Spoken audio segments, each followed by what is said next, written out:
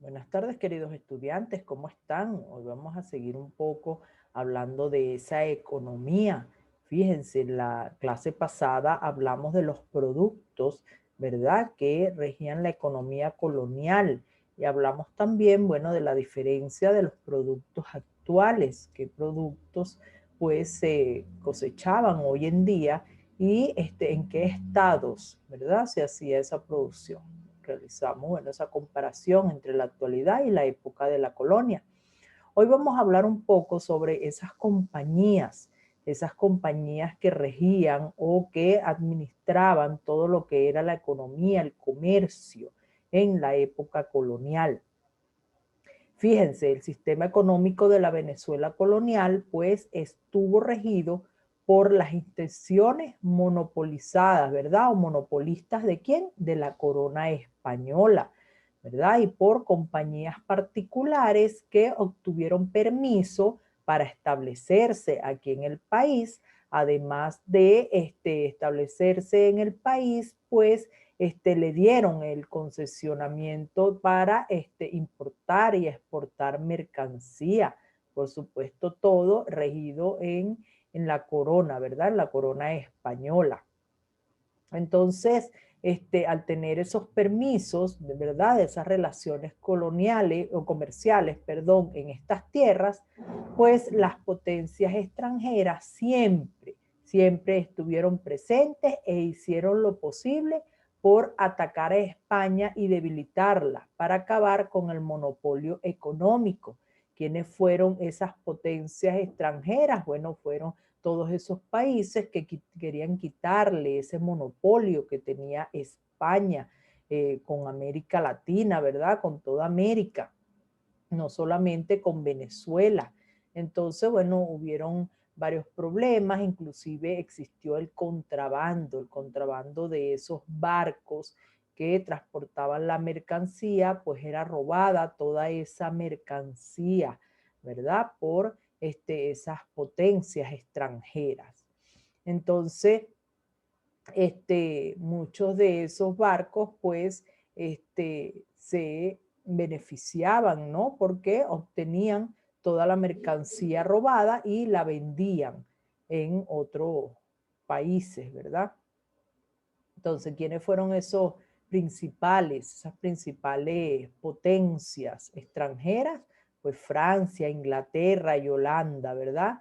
Que llegaron hasta el punto de pactar con navegantes aventureros dispuestos a entorpecer las relaciones comerciales entre España y sus colonias, ¿verdad? Y sellaron el acuerdo otorgándole las denominadas patentes del corso, es decir, el permiso oficial y el financiamiento para que asaltaran sin piedad y robaran mercancía a los barcos de la flota española. Aunque dichas patentes fueron eliminadas a finales del siglo XVII, ¿verdad? Momento en que los ingleses y españoles aceptan un tratado de paz.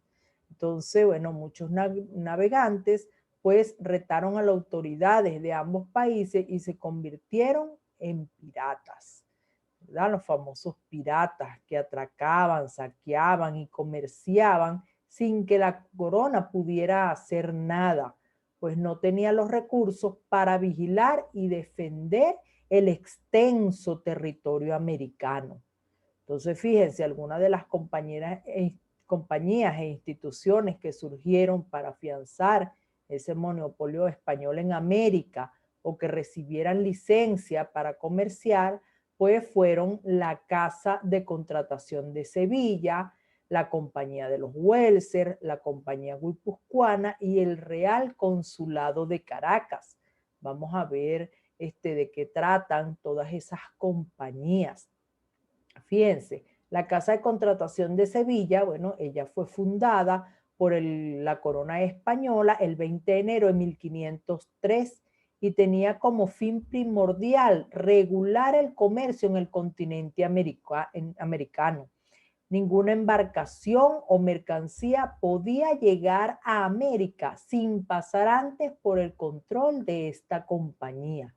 Entonces, fíjense cómo pues tenían el comercio, ¿no? Tenían todo el poder del comercio y el control, ¿verdad? Ahora la compañía de los Welser, bueno, esta pertenecía a una familia de banqueros alemanes que tenía propiedades en varias ciudades europeas, o sea, eran pudientes, ¿verdad? Y en 1528 los Welser firmaron un acuerdo con el rey español Carlos I para regir en territorio de Venezuela. También, además de poblar, pues explorar la tierra y negociar las mercancías. Tuvieron a su cargo la primera y única casa comercial que gobernó en América. Y inclusive ellos, bueno, entre ese tráfico de mercancías, esas importaciones que hacían, pues traficaban a los esclavos. Ellos fueron los primeros que trajeron a los esclavos africanos para trabajar las tierras de esos grandes hacendados o esos grandes terratenientes. La otra compañía es la compañía guipuzcoana, ¿verdad? Los comerciantes vascos establecieron conversaciones con la corona española para fundar esa compañía guipuzcoana aquí en Venezuela. Hoy en día todavía podemos ver esa fabricación, esa construcción, que bueno, la tienen hoy en día como museo en La Guaira, ¿verdad?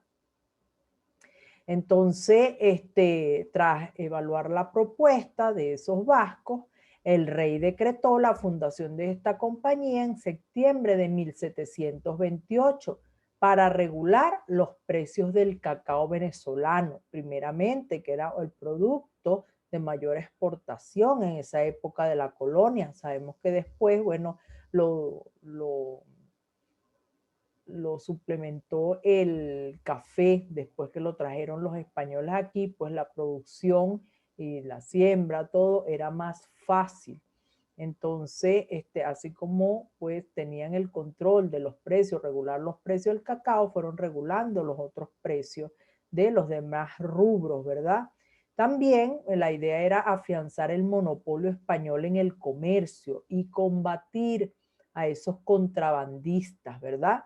Entonces la compañía esta guipuzcoana se enfrentó a la oposición feroz, ¿verdad? De esos blancos criollos que trató de entorpecer sus labores. ¿Por qué? Porque, bueno, había muchos impuestos de alcabala que eran exagerados. Entonces, los blancos criollos, pues, no estuvieron de acuerdo con esos pagos de alcabala y generalmente quienes obtenían los mejores beneficios pues era la corona, puesto que los que de verdad trabajaban la tierra no obtenían buenos beneficios. Entonces, bueno, se alzaron, se pusieron en contra y esa compañía guipuzcoana fracasa, ¿no? O la cierran, pero logró mantenerse muchísimos años, hasta 1785. El otro compañía es el Real Consulado de Caracas. Fíjense, después de todos esos problemas con los blancos criollos, por los altos impuestos, esa compañía guipuzcoana crean este Real Consulado de Caracas.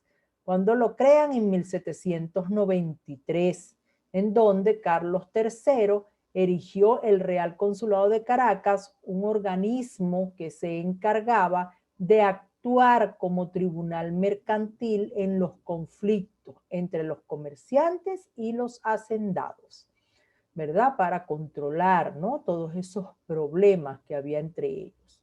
Lo mismo que de fomentar la agricultura y el comercio. Esta institución surgió como consecuencia del desarrollo económico y comercial de la sociedad colonial. Promovió además las comunicaciones, creando nuevas carreteras también, que fuera fácil el acceso al transporte de las mercancías. Se encargó del mantenimiento de los puertos. Trató de incursionar también en el área militar y participó activamente en el proceso independentista. Entonces, si nos ponemos a ver que participó en el proceso independentista, bueno, cuando hablamos de la historia, vemos que los blancos criollos fueron los que impulsaron este proceso. Entonces quiere decir que este real consulado pues estaba de acuerdo o era de esos blancos criollos que se encargaba de protegerlo ante, bueno, todas esas injusticias en el traslado de la mercancía, en el comercio. Entonces, en una próxima clase, bueno, vamos a ver cómo ha evolucionado ese comercio, cómo ha cambiado a lo largo de los años y con los diferentes periodos presidenciales. Entonces, nos vemos en una próxima clase.